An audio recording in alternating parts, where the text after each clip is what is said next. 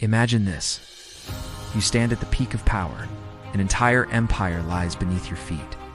Your army is completely loyal. People chant your name like a hero. But at that very moment, the people you trust the most are secretly plotting against you. And then, in just a few minutes, everything ends. This is the story of Julius Caesar, a man who changed history, but also paid the ultimate price for his own ambition. To understand Caesar, you must understand Rome at the time. It was not yet an empire, but a republic. Power belonged to the Senate. But in reality, the wealthy elite controlled almost everything. Ordinary citizens had little voice, inequality was growing, and this created the perfect environment for someone like Caesar to rise. Caesar was born in 100 BC into a noble family, but his family was not wealthy. From a young age, he understood one thing: if he wanted power, he would have to take it. When the dictator Lucius Cornelius Sulla rose to power, Caesar was seen as a threat. He was forced to leave Rome. This was the first time he faced the brutal reality of politics.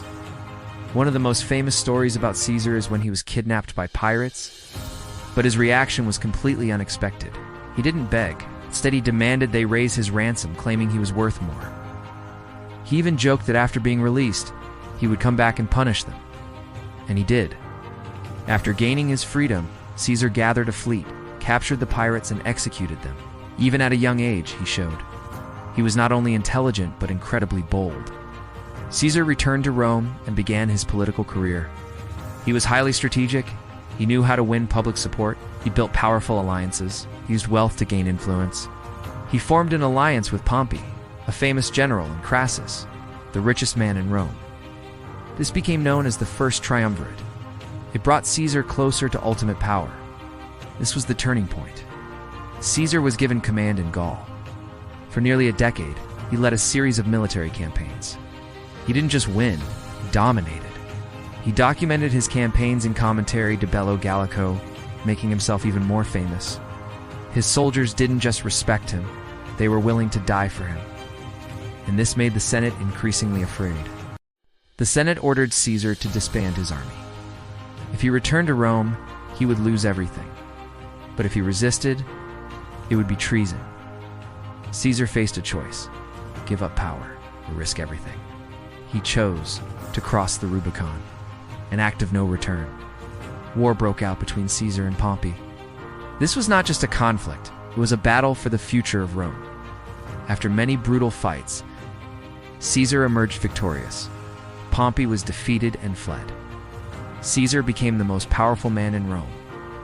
Caesar was declared dictator for life. He introduced major reforms, created a new calendar, improved the economy, and reduced social inequality. But absolute power always creates fear. Many senators began to believe Caesar wanted to become king, so they decided to act among them with someone he trusted, Brutus. March 15, 44 BC, Caesar entered the Senate. He had no idea it would be his last day. He was attacked by multiple men, and when he saw Brutus, he was completely devastated. The famous words "Et tu, Brute," Caesar's death did not save the Republic. Instead, it marked the beginning of a new era. His adopted son Octavian would become the first emperor of Rome. Caesar never became king, but he created an empire. Julius Caesar was not entirely good, nor entirely evil. He was a man of ambition, and his story reminds us, power can lift you to the top, but it can also take everything away. Thank you for watching. If you enjoyed this video, don't forget to like, share, and subscribe for more content.